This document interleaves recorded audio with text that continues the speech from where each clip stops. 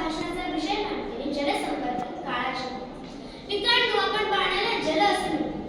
ज म्हणजे जन्मापासून आणि ल म्हणजे लयापर्यंत. जन्मापासून ते लयापर्यंत जे आपली साथ देतं ते म्हणजे पाणी. मनुष्याच्या शरीरामध्ये 60 ते 70% पाणी आढळतं. म्हणूनच पाण्याला जीवन असे म्हणतात. अगदी लहान असल्यापासून म्हणजे आईच्या पोटामध्ये असल्यापासून पाणी आपली काळजी घेते. मग मोठं झाल्यानंतर या पाण्याची काळजी ही आपल्याला घेतलीच पाहिजे. गल्लीपासून ते दिल्लीपर्यंत होणारा हा पाणी प्रश्न आता थेट राष्ट्रीय तेलाच्या पाठोपाठ अत्यंत ज्वालाग्र देखील आहे. मित्रांनो, आता पुढील युद्ध झाले तर ते पाणी प्रश्नावरच होईल असं जागतिक बँकेचे उपाध्यक्ष डॉक्टर इस्माईल यांनी सांगितलं. आणि लोकसभा व विधानसभेमध्ये पाणी प्रश्नावर गदारोळ होतो. भावाभावांमध्ये पाणी वाटपावरून भांडणं होत आहेत. सार्वजनिक नळांमध्ये पाणी पिण्यासाठी मारामाऱ्या होत आहेत. आणि हे सर्व पाहिल्यावर मला असं वाटतं की डॉक्टर इस्माईल यांनी सांगितलेलं तिसरं महायुद्ध हे भविष्यात नाही तर आत्ताच कुठेतरी दिसून येते. आणि याच युद्धापासून जर तुम्हाला वाचायचं असेल तर जलसंवर्धनाशिवाय दुसरा पर्याय नाही. मित्रांनो, जलसंवर्धन आणि जलसाक्षरता ही याच काळाची गरज बनलेली आहे. 2030 या साली आपली पाण्याची गरज या देशात दुपटीने वाढणार आहे. याचाच अर्थ असा की आपण पाण्याच्या अभावामुळे तडफडून मरून जाऊ. अहो, निसर्गाने दिलेलं फुकटचं पाणी आज आपण विकत घेऊन पितोय. गरिबांना हंडाभर पाण्यासाठी देखील मरमर मराठी.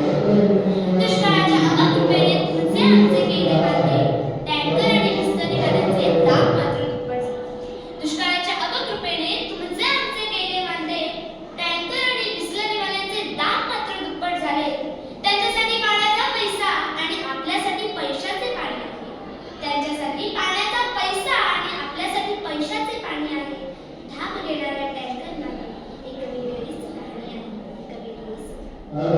परंतु लक्षात ठेवा, ज्या प्रगत मानवाने परग्रहावरती माणूस यशस्वीरित्या खाली उतरवला त्याच प्रगत मानवाला आज पाणी मात्र निर्माण करता आलं नाही. याचाच अर्थ असा, आपण पाणी निर्माण करू शकत नाही परंतु त्याचा काटकसरीने वापर करू शकतो. कारण आजची बचत हा उद्याचा आधार जलसंवर्धनाचा पर्याय निर्धार जलसंवर्धनाचा पर्याय निर्धार. पाणी वाचवा, पाणी वाचवा, पाणी वाचवा असं सांगणारे माझ्यासारखे लाखो करोडो लोक तुम्हाला या देशात मिळतील. परंतु खऱ्या अर्थाने पाण्याचे संवर्धन करणारी माणसं या देशात खूप कमी प्रमाणात मिळतील. आपल्या पूर्वजांनी पाहिलेल्या नदीतील पाणी आज आपण बॉटल्समध्ये घालतोय. विचार करा, आपल्या पिढीला हेच पाणी कुठे पाहिजे. मागील काही वर्षांमध्ये लातूरकरांची तहान भागवण्यासाठी कृष्णा नदीमधून लाखो लिटर पाणी वापरण्यात आले. याला कारणीभूत कोण? माणूसच ना.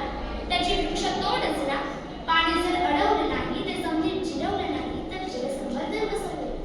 म्हणूनच पाण्याचा थेंब अडवा, तो जमिनीत जिरवा आणि तेव्हाच कुठेतरी संपूर्ण जगात पाणी पुरवठा करणारा आपला भारत देश हा जगात छत्रपती शिवाजी महाराजांच्या गडांवरील